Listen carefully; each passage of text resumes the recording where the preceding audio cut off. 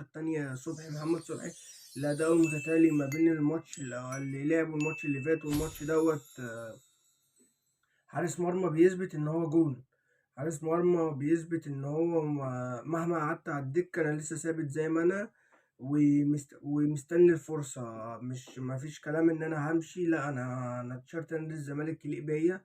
أنا تيشيرت نادي الزمالك مقدره من الناحية الفنية ومن الناحية التعب البدني والذهني كل ما هو فكري في الكورة. إن أنا ما بلعبش أساسي، بس أنا دكة. أول ما هنزل أساسي هشارك زي حارس مرمى بيلعب أساسي ويمكن أحسن. وده اللي صبحي بيلعب عليه.